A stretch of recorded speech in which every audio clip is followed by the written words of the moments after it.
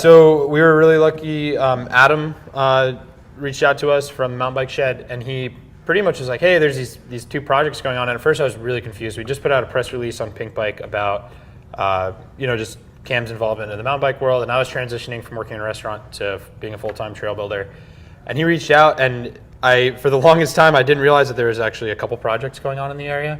And Adam finally got me on the ground here in June of this year, June of 2019. Why is it important, and why did you go that route?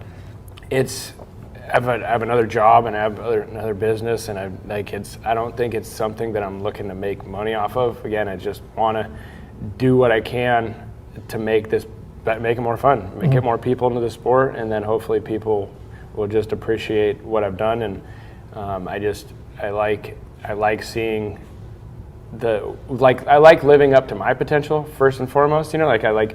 Instead of comparing yourself to the next competitor and trying to beat them, just try to live up to your potential, and you end up usually rising above and beyond what you thought it would be competing with someone else. But the same kind of the trails, I just feel like there's so much more potential in the sport, and I feel like I know some things that would be really easy to mitigate and other things that would be better to implement. So I'm just trying to do what I can to make mountain biking all it can be. Yeah, excellent.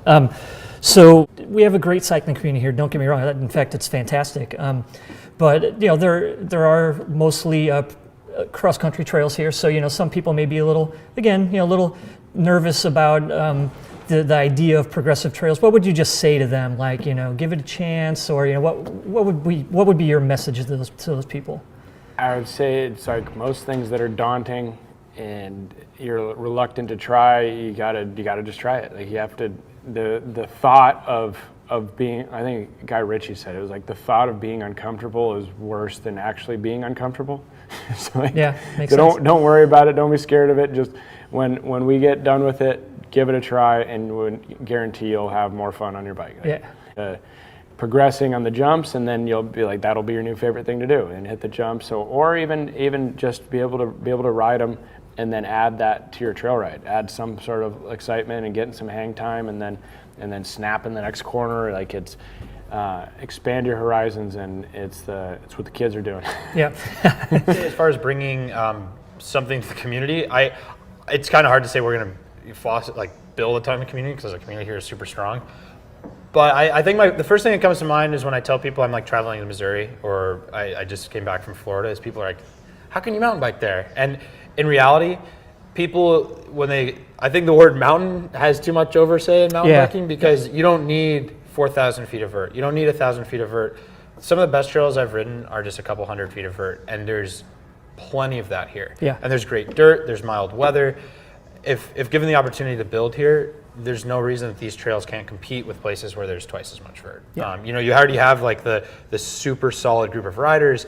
And even just yesterday and today when we were out flogging trails, 15 people show up, and people are interested. People who don't even ride bikes are interested. So I don't want to say we're going to come here and create the mountain bike culture, but I'd like to kind of bring it from the incredible existing single track network to kind of just modernize and let's get those 10-year-olds who are interested in hitting jumps out on the trails for the job. Tell me about Rad's approach. I know it's a nonprofit. Yeah. I know that's really important to you guys, and I know that building community and culture is also important. So that's right up the alley of our magazine. And why don't you tell me a little bit about that? Yeah, so Rad Trails, my involvement, I was actually going to start my own kind of little contracting business, and Cam, we were having a conversation. I think I was talking about what excavator I should buy, or it's something just ridiculous, just a weird conversation. And he was like, hey man, I've actually had this nonprofit kind of sitting around.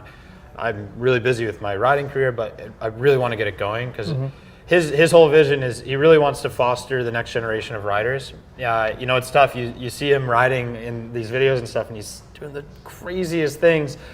But in reality, it's he's got 2 young kids, and a day-to-day basis doesn't involve him doing 100-foot backflips. Sure. It's going and riding the local trails. It's going to the local bike park, and I just think it's so important. There's such an economic benefit to local businesses. Mountain bikers tend to spend money when they're traveling, and I was never a team sports guy, and so to have this look around and see all these bike parks popping up where these kids can go be outside. It's biking's crazy, because you have the most competitive side in the entire world. If you want, you could rate it at this World Cup level, or you could just the least competitive sport in the entire world. And Yep. there's so many places where they kind of converge and separate.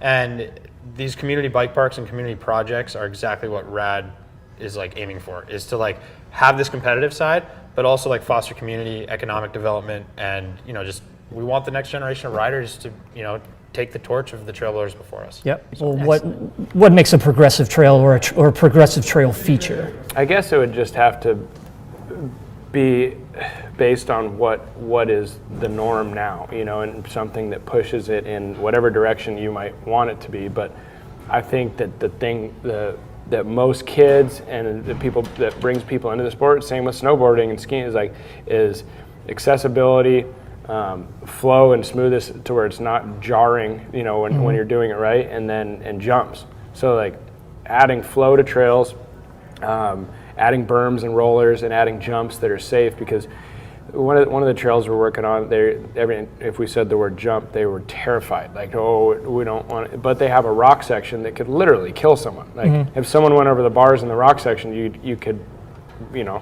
puncture a lung or whatever. Yeah. And it's incredible. Like to think the mindset is so scared of jumps. And so I would say that's probably the easiest target to label as progressive, but. It's just it's a new way of designing. Like you think of like surfing or something, like just getting flow and being able to jump and ride the trail a different way rather than like just down a meandering path. Like there's options in the corners, and it just makes it more fun. When you talk about progressive or modern trails, what does that mean to you? What sorts of features and opportunities does it present? Yeah, I think progressive is, it encompasses so much. The way that I kind of look at it is that, I was fortunately hooked on biking by going out on like a technical cross-country ride with my dad. But when you're looking into, getting the next generation of riders involved, or even just a beginner rider, I don't want to say next generation because that kind of creates like a little age bracket. Yeah. But in reality, anybody should be able to pick up a bike and ride. But it's really hard to go out on this, even if we see it as everyday riders, these super techie, great long rides. But what we really need to be focusing on is how do we take a beginner and work them up to that point? The people that are kind of stepping into biking, it's so much easier to go get a bike right now. So how can we get them to get that bike, go out and have a really positive first experience, and then they're going to go to this amazing trail that we've appreciated for decades. Yeah.